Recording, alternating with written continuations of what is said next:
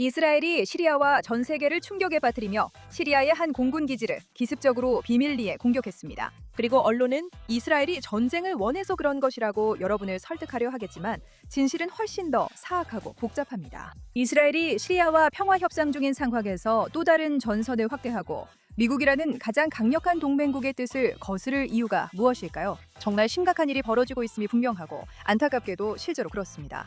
전직 알카에다 지하디스트가 이끄는 시리아가 아주 위험한 게임을 벌이고 있습니다. 그리고 이스라엘만이 이 사실을 알아챈 것처럼 보입니다. 그리고 맞아요. 이것은 그들이 핵 야망을 발표한 것과 관련이 있을 수도 있습니다. 그리고 지하디스트가 핵무기를 갖는다는 생각이 나쁘게 들린다면 당신은 실제로 이스라엘 편에 설 수도 있습니다. 저는 아이라 케이고 우리는 중동의 지정학을 분석하기 위해 여기 있습니다. 아주 처음부터 시작해봅시다. 시리아는 중동과 지중해가 만나는 교차로에 위치한 나라로 매우 중요한 지정학적 요충지입니다. 그리고 지난 50년 동안 시리아는 유명한 아사드 가문이 통치해왔어요. 먼저 하페즈가 1970년부터 2000년까지, 그리고 그의 아들 바샤르가 2000년부터 2024년 12월까지 통치했죠. 아사드 가문은 세속적이지만 권위주의적인 국가를 운영했어요. 그들은 자국민에게는 잔인했지만 이슬람 극단주의 운동처럼 종교적 이념에 기반한 정권은 아니었어요. 그들은 종교적 법이 아니라 군사력과 국가 권력을 바탕으로 나라를 운영했어요. 그리고 이스라엘에게 이 차이는 매우 중요했죠. 아사드 가문은 위험한 사람들이었지만 예측 가능했기 때문에 이웃으로서 위협적이지는 않았어요. 그들은 대략적인 국경을 유지했고 이스라엘과 직접적인 전쟁이나 충돌을 피하는데 사고 이익이 있었어요. 이스라엘이 시리아에서 활동하는 이란군을 상대로 군사작전을 펼쳤을 때, 그리고 이스라엘이 실제로 그렇게 했을 때 아사드는 대체로 이를 용인했어요. 왜냐하면 아사드는 자신의 통치를 불안정하게 만들 이스라엘과의 대립에 휘말리고 싶지 않았기 때문이에요. 2011년 아랍의 봄 이후 시리아에서 내전이 발발했고 13년 동안 아사드는 자신을 전복하려는 반군 세력과 싸웠어요. 러시아와 이란의 지원 덕분에 아사드는 권력을 유지할 수 있었어요. 이스라엘은 이란이 시리아에서 너무 많은 영향력을 갖지 않도록 주의 깊게 지켜봤고 필요할 때마다 이란의 무기 이전과 군사력 증강에 대해 공습을 감행했어요. 하지만 러시아와는 일종의 작전상 양해를 유지했죠. 러시아는 아사드를 지원하기 위해 시리아에 군대를 파견했어요. 미국은 2014년에 ISIS와 싸우기 위해 군사적으로 개입했고 소수의 미군이 계속 주둔했어요. 그리고 2024년이 되자 이스라엘, 미국, 지역 강국들 모두 아사드가 살아남을 것이라고 믿게 되었죠. 네, 상황이 좋지는 않았지만 아사드는 내전을 승리로 이끌었고 그의 입지는 확고해 보였어요. 그런데 2024년 11월에 정말 예상치 못한 일이 벌어졌어요. 시리아 북서부의 반군들이 전격적인 공세를 시작했고 그 공격은 놀라운 속도로 나라 전역을 휩쓸었어요. 그리고 단 11일 만에, 정말 11일 만에 그들은 다마스쿠스에 도달했어요. 2024년 12월 8일에는 아사드 정권이 완전히 무너졌죠. 정권을 장악한 반군들은 하야트 타흐리르 알샴이라는 지하디스트 운동이 이끌었는데 보통 HTS로 알려져 있어요. HTS의 지도자는 아흐마드 알 샤라라는 남자였고 지금도 그렇습니다. 그는 이전에는 알 줄라니로 알려져 있었어요. 직설적으로 말하자면 알 샤라는 지하디스트입니다. 그는 알카에다의 일원이었어요. 그는 시리아 내전 내내 지하디스트 조직을 이끌었고 미국은 그의 머리에 $10,000의 현상금을 걸었습니다. 그는 테러리스트 명단에 올라 있었어요. 그리고 이제 이런 이유로 그는 시리아의 대통령이 되었습니다. 이것은 아사드와는 완전히 다릅니다. 아사드 일가는 군사력과 국가기관을 기반으로 한 세속 국가를 운영했어요. 국가가 당신보다 군사력을 가지고 있었기 때문에 명령을 따랐던 것이지 국가가 엄격한 종교 교리를 시행했기 때문이 아니었습니다. 알샤라의 조직은 이슬람 이념에 기반합니다. 그들의 세계관은 근본적으로 이슬람 종교 교리에 의해 형성되어 있으며 이슬람 법에 기반한 이슬람 통치를 실현하는 것이 목표입니다. 그의 군대에 있는 병사들은 국가의 명령을 따르는 세속적인 징집병이 아닙니다. 많은 이들이 HTS나 다른 지하디스트 조직의 일원입니다. 군을 이끄는 지휘관들 역시 전직 지하디 전투원들입니다. 이 이념은 새로운 지도부와 정부 전반에 깊이 뿌리내리고 있습니다. 하지만 급진 이슬람주의자들이 한 나라를 이끄는 것은 중동에서는 그리 놀라운 일이 아닙니다. 그렇다면 왜 이것이 정말 큰 문제일까요? 그 이유는 알샤라가 자신을 개혁적이고 실용적인 인물로 세계에 내세웠기 때문입니다. 그는 거의 서구의 지도자와도 같습니다. 그는 미국 관리들과 만나고 안정과 재건에 대해 이야기하며 기자회견에서는 정장을 입고 포용적인 정부와 소수자 존중에 대해 말하며 보여주기식 행동을 하고 있습니다. 합리적인 국가 지도자인 척하지만 그는 군복을 입은 지하디스트가 아니라 정장을 입은 지하디스트입니다. 그리고 진짜 위험한 점은 미국이 이 연기를 믿거나 최소한 맞장구를 쳐주고 있다는 것입니다. 그들은 그에게 정당성을 부여하고 있습니다. 알샤라가 권력을 잡았을 때 트럼프 행정부는 그를 정당한 파트너로 인정하고 협력하기로 결정했습니다. 미국은 수년간 아사드 정권에 부과했던 시리아 제재를 해제했습니다. 미국은 2월에 약 1,000명의 군사 고문과 훈련 교관을 시리아에서 철수시켰습니다. 이들은 ISIS와 싸우고 이란의 영향력을 제한하기 위해 그곳에 있었던 병력이었습니다. 하지만 미국은 알샤라 정부가 두 위협 모두에 맞서기로 동의했기 때문에 더 이상 이것이 필요하지 않다고 결정했습니다. 미국은 새로운 시리아 정부와 외교 관계를 시작했습니다. 트럼프는 알샤라와 만났습니다. 미국은 그를 미국이 협력할 수 있는 국가의 정당한 지도자로 대우하고 있습니다. 미국은 기본적으로 이 지하디스트가 개혁되었으니 이제 우리가 그와 거래할 수 있다고 말하고 있습니다. 하지만 이스라엘의 평가는 조금 다릅니다. 이스라엘은 누군가가 정장을 입고 외교적인 언어를 쓴다고 해서 이데올로기가 사라지는 것은 아니라고 믿습니다. 이스라엘은 지하디스트는 항상 지하디스트라고 생각합니다. 핵심 세계관이 이슬람 극단주의에 의해 형성되고 장기적인 목표 역시 그 이데올로기에 의해 결정되는 사람은 비록 단기적으로는 행동이 실용적으로 보일지라도 본질은 변하지 않는다고 생각합니다. 특히 불과 몇 달 전만 해도 그들은 정권을 무너뜨리기 위해 학살 작전을 감행할 의지가 있었기 때문입니다. 좀 더 구체적으로 말하자면 이스라엘은 10월 7일 이후에 등장한 새로운 교리에 따라 움직이고 있습니다. 하마스가 여러분도 이미 아시다시피 민간 행정 뒤에 군사력을 숨기고 있던 지하디 조직이 단 하루 만에 수천 명의 이스라엘인을 살해한 광란의 공격을 감행했습니다. 그리고 그 트라우마에서 이스라엘이 내린 결론은 이렇습니다. 우리는 다시는 지하디 위협에 눈을 감지 않을 것이고 그들이 억제되었을 것이라는 논리만으로 믿지 않을 것입니다. 우리는 지하디 세력이 군사력을 키우는 것을 결코 용납하지 않을 것입니다. 우리는 그 세력이 개혁이나 실용주의를 주장하더라도 어떤 잠재적 위협이든 선제적으로 대응할 것입니다. 양복을 입은 지하디도 여전히 지하디이며 우리는 군사력을 가진 지하디가 나중에 우리가 맞서야 할 위협으로 성장하는 것을 결코 허용하지 않을 것입니다. 이제 2024년 12월 아사드가 몰락했을 때 이스라엘은 1974년부터 이스라엘과 시리아 군대가 서로 떨어져 있도록 합의했던 비무장 완충지대에 병력을 이동시켰습니다. 이곳은 양측 군대가 50년 동안 서로 접근하지 않기로 한 경계선이었습니다. 이스라엘은 또한 헤르몬산 일부와 시리아 남서부 영토도 점령했습니다. 분명히 말씀드리자면 이것은 결코 전쟁 선포다 국가를 확장하고 새로운 영토를 점령하려는 시도가 아니었습니다. 이것은 순전히 군사적인 조치였으며 새로운 정권에 대한 신뢰 부족으로 인해 중요한 지역의 군사적 통제권을 확립한 것이었습니다. 이것은 그 당시에도 그랬고 지금도 마찬가지로 지하디들이 먼저 그곳을 차지하지 못하도록 하기 위한 선제적인 조치였습니다. 동시에 이스라엘은 시리아 군사 목표물과 무기 저장고를 대상으로 수백 차례 공습을 시작했습니다. 이것도 전쟁 행위라기보다는 일종의 메시지였습니다. 우리는 잠재적인 적이 우리 근처에서 머리를 들도록 허용하지 않을 것이며 잠재적인 지하디들이 모든 무기와 탄약에 접근하는 것도 절대 허용하지 않을 것입니다. 그리고 알카에다의 손에 들어가면 문제가 될 수 있는 아사드 정권이 남긴 핵 지식에 대한 접근도 허용하지 않을 것입니다. 이제 여러분은 이런 행동이 전쟁을 일으킬 거라고 생각할 수도 있겠죠. 들어와서 여러 곳을 공격하고 새로운 땅으로 이동했지만 흥미롭게도 정반대의 일이 일어났습니다. 불과 4개월 만에 이스라엘과 시리아가 직접 평화 협상에 들어갔으니까요. 론더머, 당시 이스라엘 전략문제부 장관은 시리아 외무장관과 여러 차례 만났고 그들이 협상하던 내용은 꽤 단순했습니다. 이스라엘은 점진적으로 완충지대에서 철수하고 1974년 경계선으로 돌아가되 조기 경고 능력을 위해 헤르몬산에 있는 2개의 군사 전초기지는 예외로 두기로 했습니다. 그리고 그 대가로 시리아는 이스라엘에 대한 공격을 막고 이란과 헤즈볼라가 시리아 영토를 사용하는 것을 방지하며 남부 시리아를 비무장화해서 소수민족을 보호하기로 약속했습니다. 시리아의 새로운 지도자는 이스라엘의 메시지를 분명하게 이해했습니다. 이스라엘은 진지하며 동맹국들이 무엇을 원하든 신경 쓰지 않습니다. 그들로부터의 어떤 압박도 통하지 않을 것입니다. 처음부터 위협이 되어서는 안 됩니다. 만약 그렇게 된다면 이스라엘의 힘을 느끼게 될 것입니다. 그래서 새로운 지도부는 중동의 언어를 이해하며 그 힘과 입장을 보고 이 사람들과 적이 되는 것보다 친구가 되는 것이 낫다는 것을 깨달았습니다. 그렇다면 그 평화협정은 어떻게 되었을까요? 그게 좀 지체됐어요. 그건 시리아의 진짜 문제 때문이에요. 그게 우리가 처음에 던졌던 질문으로 이어집니다. 보시다시피 아사드가 몰락했을 때 몇몇 나라들은 시리아에 영향을 미칠 수 있는 진짜 기회가 생겼다는 걸 깨달았어요. 시리아는 지리적으로 매우 중요할 뿐만 아니라 그들의 이념적 필요에도 이용될 수 있기 때문이죠. 그리고 이 나라들의 이름을 들으면 놀라지 않으실 거예요. 카타르, 터키, 그리고 러시아입니다. 놀랍게도 이 나라들은 이스라엘과의 평화라는 생각을 좋아하지 않아요. 그래서 협상이 교착 상태에 빠졌죠. 이스라엘은 협상이 계속 진행되는 동안에도 평화 조건을 유지하고 강력히 지켜내왔어요. 하지만 이 상황의 아이러니는 누구에게도 낯설지 않아요. 평화를 위해서는 강력한 군사 행동이 필요하다는 거죠.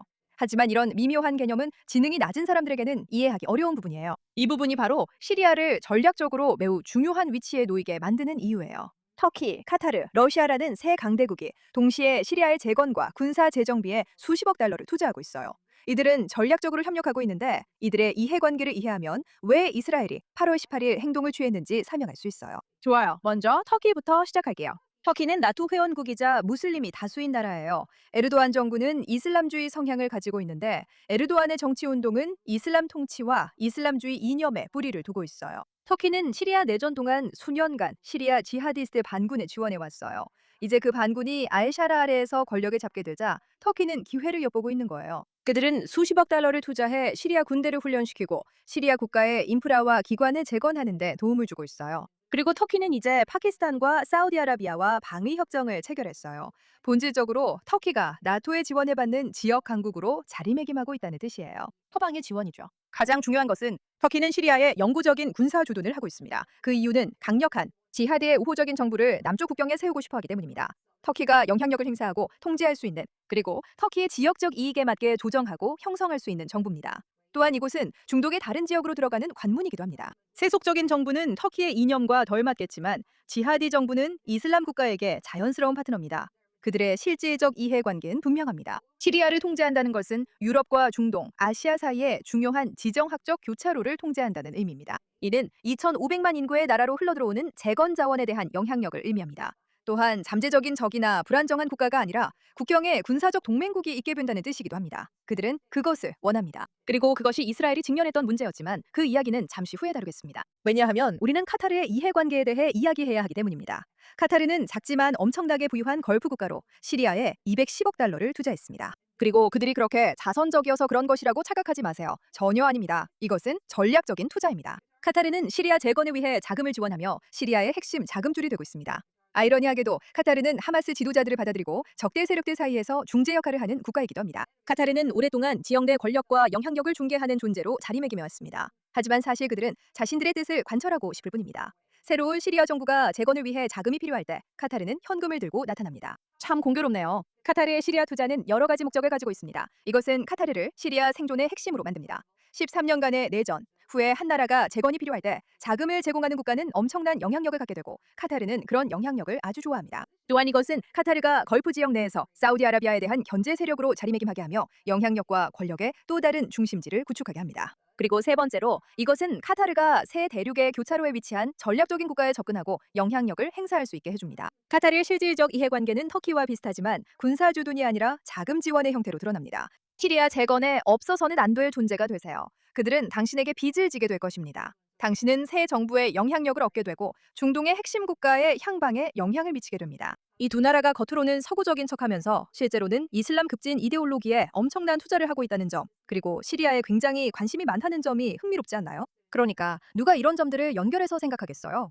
아무튼 이 이야기에서 덜 드러나지만 똑같이 중요한 세 번째 나라가 있어요. 특히 그 나라는 이란을 돕는데 엄청난 투자를 하고 있기 때문에 그것도 하나의 단서가 되죠. 그 나라도 서방의 또 다른 적이에요. 그리고 러시아는 아사드 정권 시절 시리아의 군사기지를 유지해왔죠. 아사드가 몰락했을 때 러시아는 선택의 기로에 놓였어요. 러시아는 옛 질서를 지키기 위해 싸우거나 새로운 질서에 적응해야 했는데 그들은 적응하는 쪽을 선택했어요. 러시아는 갈등을 원하지 않았고 새로운 지도부에도 만족했어요. 러시아는 알샤라와 합의를 이뤘어요. 러시아는 그들의 기지에 대한 직접적인 통제권을 포기할 거예요. 그 기지들은 러시아와 시리아가 공동으로 운영하는 훈련센터가 되지만 러시아는 여전히 주둔과 접근 권한을 유지해요. 모스크바에서 다마스쿠스로 가는 첫 민간 항공편이 8월에 출발했어요. 아사드가 몰락한 이후 처음이에요. 두 나라 사이가 아주 화기애애하기 때문이죠. 러시아는 새로운 시리아에 자신들의 입지를 굳히고 있어요. 하지만 러시아의 이해관계는 터키나 카타르와는 조금 달라요. 러시아는 터키와 카타르처럼 시리아의 경제나 군대를 재건하려는 것이 아니거든요. 러시아는 전략적으로 중요한 위치인 지중해 항구와 공군기지, 그리고 유럽과 아시아 사이에 위치한 시리아에 대한 접근권을 유지하고 싶어 해요. 또 이란과도 이해관계가 맞아떨어지죠. 러시아는 이스라엘과 미국과의 갈등에서 이란을 지원해 왔어요. 왜냐하면 시리아가 분쟁 지역으로 남아있고 혼란스러운 상태일 때 러시아가 이득을 보기 때문이죠. 시리아가 서방과 완전히 손잡지 않는 상황, 미국의 영향력을 제한하는 대안적인 권력 네트워크에 시리아가 동참하는 것은 러시아에게 아주 좋은 일이에요. 왜냐하면 러시아는 혼란을 조장하는 세력이기 때문에 시리아가 혼란스러운 상태로 남아있는 것이 그들에게 유리하거든요. 논리는 이렇습니다. 터키는 이슬람주의 동맹국과 군사적 거점을 얻게 됩니다. 카타르는 주요 국가의 재정적으로 필수적인 존재가 됩니다. 러시아는 전략적 존재감을 유지하고 서방의 통합을 저지합니다. 그리고 세 나라는 모두 시리아에 지하디 정부가 들어서는 것으로 이익을 얻게 됩니다. 세속적이거나 민주적인 정부는 그들의 이익에 덜 부합할 것입니다. 그들은 서방과 더 밀접하게 연합하게 되고 이 세 나라의 지역 전략에 덜 유용해질 것입니다. 그리고 이 세 주요 행위자들이 시리아에 투자함으로써 시리아가 얻는 이익도 잊지 말아야 합니다. 알샤라 정부는 그 대가로 정당성, 재건 자금, 군사 능력, 그리고 지역적 지원을 얻게 됩니다. 시리아는 터키, 카타르, 러시아가 자신들의 이익에 맞게 형성하는 자산이 되는 것입니다. 그리고 여러분은 이스라엘과의 평화 협정보다 그것이 그들에게 더 중요하다는 사실에 놀라실 겁니다. 이제 스스로에게 물어보세요. 도대체 왜 누군가가 이 나라가 서구의 가치관과 일치한다고 생각할까요? 그리고 그 점을 염두에 두고 불과 몇 년 전까지만 해도 대통령이 알카에다였고, 아니 지금도 사실상 그렇기 때문에 미국에서 1,000만 달러의 현상금이 걸려 있었다는 사실을 생각해 보세요. 이제 현재로 돌아와 보세요. 시리아는 핵물질을 보유하겠다고 발표했습니다. 그 물질은 옐로 케이크로 아사드의 비밀 핵 프로그램에서 남은 우라늄 정광입니다. 이스라엘은 2007년 공습으로 시리아의 핵 원자로를 파괴했고, 그로 인해 무기 프로그램이 대부분 해체되었습니다. 하지만 이 물질은 소식통들이 사이트 99라고 부르는 비밀 시설에 여전히 보관되어 있습니다. 이 물질 자체는 현재로서는 핵무기를 만드는 데 사용할 수 없지만 이론적으로는 더티밤, 즉 방사성 물질을 퍼뜨려 지역을 오염시키는 재래식 폭탄에 사용될 수 있습니다. 또한 이는 미래의 핵 프로그램을 추진할 수 있는 선택지를 의미합니다. 참고로 몇 주 동안 트럼프 행정부와 비밀 협상이 진행되어 왔습니다. 시리아는 국제 원자력기구 IAEA가 이 물질을 시리아에서 반출하고 안전하게 보관하며 이 물질이 사용될 가능성을 차단하고 시리아가 나중에 핵 능력을 개발하는 것을 막는 데 동의할 것입니다. 그리고 합의가 이루어졌고 시리아는 이에 동의했습니다. 국제 원자력기구는 그 물질을 반출할 준비를 하고 있었습니다. 그런데 시리아가 결정을 번복하고 그 물질을 보관하겠다고 발표했습니다. 저것 좀 보세요. 양복 입은 지하디스트들이 핵 능력 개발에 관심이 있는데도 여전히 그들이 선의로 행동하는 주체로 대우받고 있습니다. 그리고 이런 전략, 계속되는 협상과 막판의 변화들은 정말 익숙하게 느껴집니다. 바로 이란이죠. 아직 핵무기는 아니지만 핵물질, 핵지식, 핵역량입니다. 지하디 정부가 세계에 합리적인 척을 하면서도 핵 개발의 여지를 남겨두고 이 물질을 민간 목적으로 사용할 권리가 있다고 주장하는 것은 문제입니다. 그런데 왜 아무도 이 문제에 대해 이야기하지 않는 걸까요? 도대체 무슨 일이 벌어지고 있는 거죠? 그래서 이스라엘이 이것을 받아들일 수 없다는 사실이 그리 놀랍지 않을 겁니다. 이 순간 이스라엘은 알샤라를 둘러싼 네트워크가 단순한 군사적 거점이 아니라 지하디 이데올로기의 전략적 무장화라는 결론을 내렸습니다. 그들은 지하디가 이끄는 군대를 가지고 있고 터키의 지원을 받으며 카타르의 자금과 러시아의 지원을 받고 있습니다. 그리고 이제 핵물질까지 계속 보유하면서 이것은 이스라엘이 막으려 했던 모든 위협이 한데 모인 것입니다. 그래서 8월 18일 이스라엘은 한 공군 기지를 공격하기로 결정했습니다. 그리고 우연히도 이와 비슷한 시기에 터키 군사 대표단이 바로 이 기지를 방문하고 있었습니다. 터키는 시리아의 공군력을 재건하는 과정의 일환으로 이 기지를 재가동하려 했습니다. 그래서 8번의 공습으로 활주로와 저장 시설이 파괴되었고 그 메시지는 분명했습니다. 터키는 이 공군 기지를 재건하지 않을 것입니다. 지하디 정부가 공군력을 개발하는 일도 없을 것입니다. 이런 일은 절대 일어나지 않을 것입니다. 그리고 흥미로운 점은 이와 관련된 세부 사항들이 극도로 비밀에 붙여졌다는 것인데, 이는 아마도 이곳이 단순한 공군 기지가 아니었고 훨씬 더 많은 일들이 벌어지고 있었다는 의미일 것입니다. 시간이 지나면 이스라엘이 이번 공격으로 어떤 엄청난 음모를 저지하는 데 성공했는지 밝혀질 것입니다.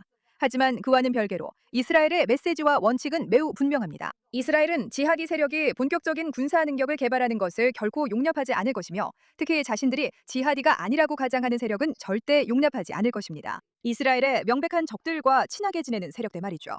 이것은 임박한 공격의 위협과는 아무런 관련이 없습니다. 하지만 군사력에 갖춘 지하디 세력은 본질적으로 앞으로도 위협이 될 수밖에 없기 때문에 그들의 이데올로기는 변하지 않습니다. 이슬람주의 이데올로기는 기다립니다. 그들은 기다리는데 전문가예요. 그들은 자신의 역량을 키운 뒤 행동에 나섭니다. 그리고 그것은 이스라엘에게 통하지 않아요. 그래서 이스라엘은 잠재적인 미래의 위협을 미리 차단하려는 거죠. 이스라엘은 이 정부가 핵 옵션을 개발하려 하고 외부의 적대 세력들이 군사 역량을 키우도록 돕는 것을 보면 행동에 나섭니다.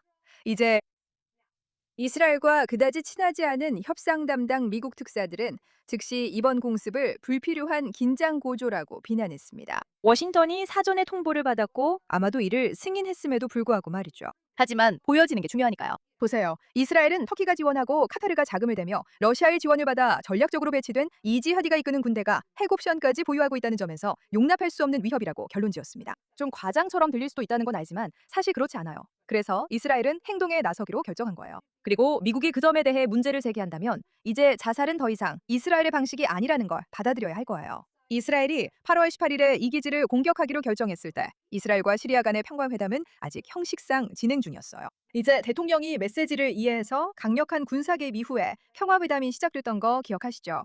똑같은 일이 여기서도 일어날 수 있어요. 이것은 이스라엘이 협상 중에 자신들이 협상할 수 없다고 여기는 조건들을 강제로 관철시킨 것임이 분명해요. 시리아에 보낸 메시지는 나는 철수 협상을 할 의향이 있다. 나는 안보 협정에 대해 논의할 의향도 있지만 나를 위협할 군사 능력을 개발하도록 두지는 않겠다는 거였어요. 터키는 그 공군 기지를 재건하지 않을 거예요. 당신들의 공군도 현대화되지 않을 거고 핵 옵션도 열려 있지 않을 거예요. 이것들은 협상할 수 없는 조건들이에요.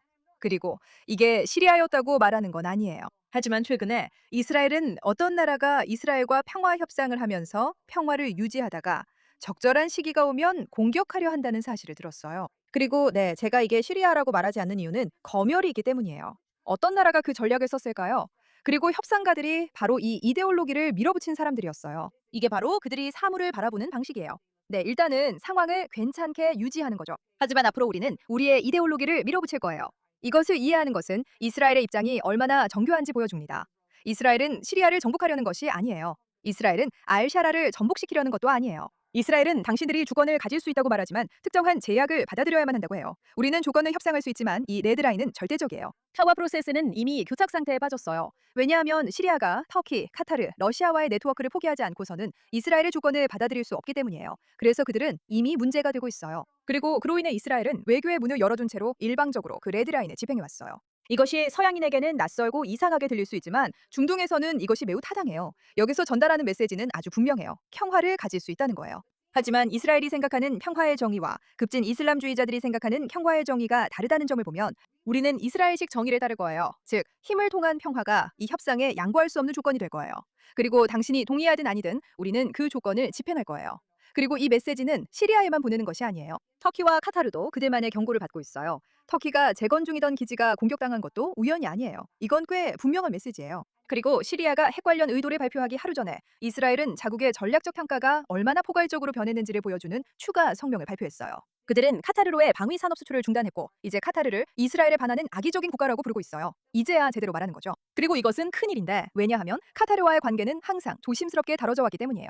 그리고 이제 그들은 시리아에서 당신들이 무엇을 하고 있는지 알고 있다고도 말하고 있어요. 우리는 당신들이 이 네트워크의 구축에 자금을 대고 있다는 것을 알고 있어요. 우리는 당신들이 210억 달러의 투자를 통해 지하디 정부의 영내 복권을 가능하게 하고 있다는 것을 알고 있어요. 당신들과는 끝이에요. 우리는 방위 협력을 종료합니다. 이것은 중요한데 이스라엘과 카타르는 물밑 관계를 유지해왔기 때문이에요. 이스라엘은 수년간 카타르에 미국 시스템이 탑재된 수억 달러 상당의 방위 장비를 판매해왔고 저는 이것을 좋아하지 않아요. 하지만 이제 이스라엘은 그것을 끝냈어요. 이스라엘은 이 상황을 지켜보는 모든 관계자들에게 신호를 보내고 있어요. 만약 시리아처럼 지하디가 이끄는 국가들을 키우는데 투자한다면 이스라엘에 접근할 수 없게 될 거예요. 지하디들에게 투자한다면 이스라엘의 친구가 됨으로써 얻을 수 있는 재정적, 군사적 이익을 잃게 될 거예요. 카타르는 그럼에도 불구하고 그 네트워크에 자금을 지원하기로 선택했고 이제 카타르는 이스라엘과의 파트너십을 잃고 있어요. 실제로 그런 일이 일어나지 않을 거라고 생각했지만 결국 현실이 되고 말았어요. 다시 말하지만 입장은 분명하지만 미국의 입장과는 크게 다릅니다. 그리고 미국은 그들의 가장 가까운 동맹국이에요. 그리고 이것이 약간의 문제가 되고 있어요.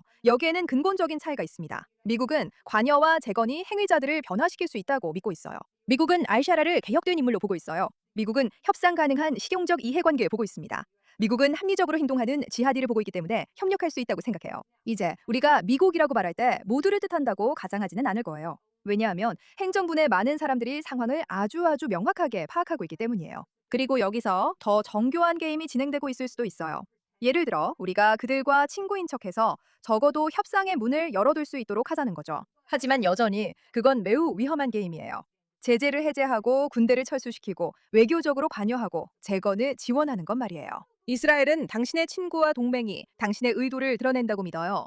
그리고 그들은 시리아를 동시에 이슬람주의자가 지원하는 지하디 정부로 보고 있어요. 나토 회원국, 지역에서 미친 영향력을 추구하는 걸프 국가, 그리고 서방의 통합을 막으려는 미국의 적대국으로 보고 있어요. 이스라엘은 그 네트워크가 구축되는 것을 보고 핵 물질이 보유되는 것을 보고 군사 능력이 개발되는 것을 보면서 이 네트워크에 참여하거나 정당성을 부여하는 것을 거부해요. 그 네트워크가 성숙하도록 내버려두지도 않죠. 미국은 이 네트워크를 제대로 보지 않기로 선택해요. 왜냐하면 미국은 알샤라를 파트너로 여기고 있기 때문이에요. 미국은 터키, 카타르, 러시아가 지하디가 주도하는 시리아를 만들기 위해 이해관계를 같이 하고 있다는 사실을 보지 않으려 해요. 왜냐하면 미국은 알샤라를 국제체제에 통합하려고 하고 있기 때문이에요. 그들은 재건과 경제적 이익이 그의 이데올로기를 완화시켜줄 것이라고 기대하고 있어요. 희망적인 일이긴 하지만 동시에 비현실적이기도 해요. 서구의 가치관이 중동을 변화시킬 수 있다는 유혹을 저도 이해해요. 저 역시 그렇게 믿고 싶어요. 하지만 안타깝게도 경험은 그런 이상적인 희망을 흐리게 만들죠. 이스라엘에게도 그런 일이 일어났어요. 그들은 눈이 먼 게 아니에요. 이스라엘은 세상에 양복을 입은 지하디도 여전히 지하디라고 말하고 있어요. 이 네트워크는 결코 실현되어서는 안 돼요. 그들의 군대가 발전해서도 안 되고 핵 옵션이 계속 옵션으로 남아있어도 안 돼요. 여기서도 지금도 이스라엘이 막을 수 있는 한 절대 허용되지 않을 거예요. 돈으로는 극단적인 이념을 바꿀 수 없어요. 8월 18일 일 공습은 조용했어요. 그리고 아마도 미국의 전략과 모순되기 때문에 조용히 넘어갈 수도 있겠지만 이스라엘이 그어온 모든 레드라인이 교차하는 지점에서 일어난 일이었기 때문에 결코 무시할 수 없는 사건이었어요. 지하디가 이끄는 정부가 핵물질을 보유하고 서방의 잠재적 적대국들로부터 지원을 받으며 미국의 적대국의 전략적 지원까지 받는 상황이었어요. 적대국과 함께 이 모든 요소들이 합쳐져서 용납할 수 없는 위협을 의미해요. 미국은 관여가 효과를 볼 거라고 기대하고 있고 터키는 자신들이 뿌리를 내릴 수 있기를 바라고 있으며 카타르는 영향력을 행사할 수 있기를 바라고 있고 러시아는 접근권을 얻을 수 있기를 기대하고 있어요. 그리고 이스라엘은 이 모든 것들이 실제 역량으로 발전하지 못할 거라고 내기를 걸고 있죠. 그리고 지금으로서는 이스라엘은 그 내기를 강제로 실현할 힘을 가지고 있어요. 문제는 그 힘과 그 원칙이 계속 유지될 수 있느냐는 거죠. 우리가 그렇게 되길 기도합시다. 저는 아야 K입니다. 다음 시간에 다시 만나요.